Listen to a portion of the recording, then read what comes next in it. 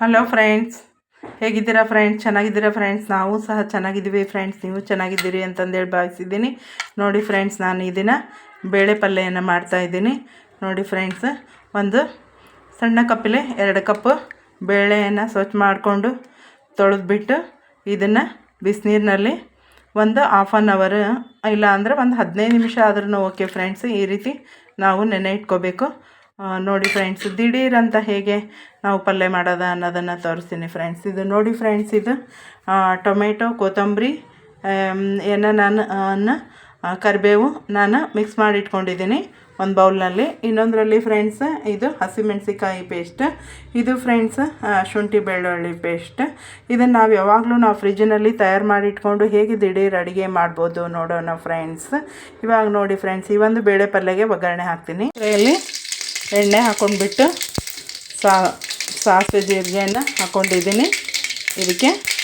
ಮತ್ತು ಫ್ರೆಂಡ್ಸ್, ನಾನು ಇವಾಗ ಅದಕ್ಕೆ ಒಂದು ಚಮಚೆ ನೋಡಿ ಹಸಿಮೆಣಸಿಕಾಯಿ ಪೇಸ್ಟನ್ನು ಹಾಕ್ತಾಯಿದ್ದೀನಿ. ಇದನ್ನು ಎಣ್ಣೆಯಲ್ಲಿ ಇದನ್ನು ಮಾಡ್ಕೋಬೇಕು. ಮತ್ತು ಇದಕ್ಕೆ ನಾನು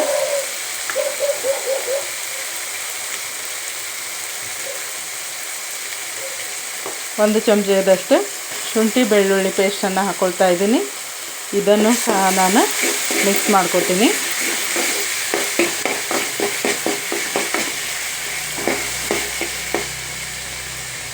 ಮತ್ತು ಇದಕ್ಕೆ ನಾನು ಹೇಳಿದ್ನೆಲ್ಲ ಟೊಮೆಟೊ ಕೊತ್ತಂಬರಿದು ಅದನ್ನು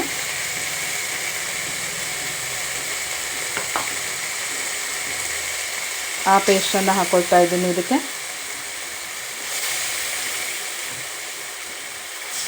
ಒಂದು 4 ಸ್ಪೂನ್ ಹಾಕೋಣ ಫ್ರೆಂಡ್ಸ್, ಈ ಸ್ಪೂನ್ಲಿಂದ. ಇದನ್ನು ಸಹ ಬೇಯಿಸ್ಕೊಳ್ಳೋಣ ಎಣ್ಣೆಯಲ್ಲಿ. ಮತ್ತು ಇದಕ್ಕೆ ಬೇಕಾಗ್ತಕ್ಕಂಥ ಅರಿಶಿಣ ಪುಡಿ ಒಂದು. ಈಗ ನೋಡಿ ಫ್ರೆಂಡ್ಸ್, ಅದು ಎಲ್ಲ ಪೇಸ್ಟ್ ಸ್ವಲ್ಪ ಬೆಂದ್ಕೊಂಡಿದೆ. ಇವಾಗ ನಾವು ಬೇಳೆ ನೆನೆಸಿಟ್ಕೊಂಡಿದ್ದೀನಲ್ಲ, ಆ ಒಂದು ಬೇಳೆಯನ್ನು ಇದಕ್ಕೆ ಸುರಿತೀನಿ.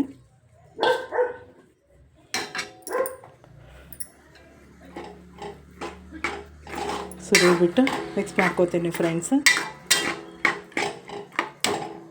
ಇದಕ್ಕೆ ಫ್ರೆಂಡ್ಸ್ ಮಸಾಲೆಯನ್ನು ಹಾಕ್ಕೊಳ್ತೀನಿ. ನೋಡಿ ಇಷ್ಟು ಮಸಾಲೆಯನ್ನು ಹಾಕ್ಕೊಳ್ತಾ ಇದ್ದೀನಿ. ಮತ್ತು ಇದಕ್ಕೆ ಸ್ವಲ್ಪ ಸಕ್ಕರೆಯನ್ನು ಹಾಕ್ಕೋತೀನಿ.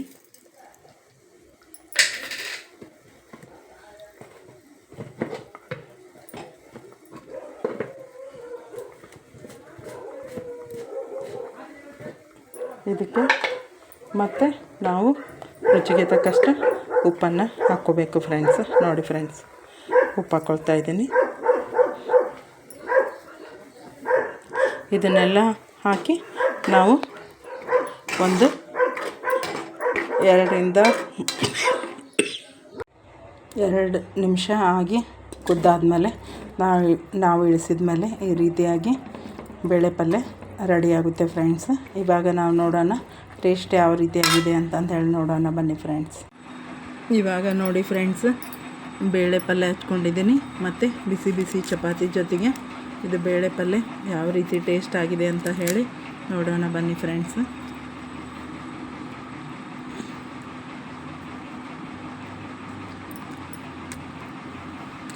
ಇದು ಪಕ್ಕದಲ್ಲಿ ಟೊಮೆಟೊ ಚಟ್ನಿ ಇಟ್ಕೊಂಡಿದ್ದೀನಿ.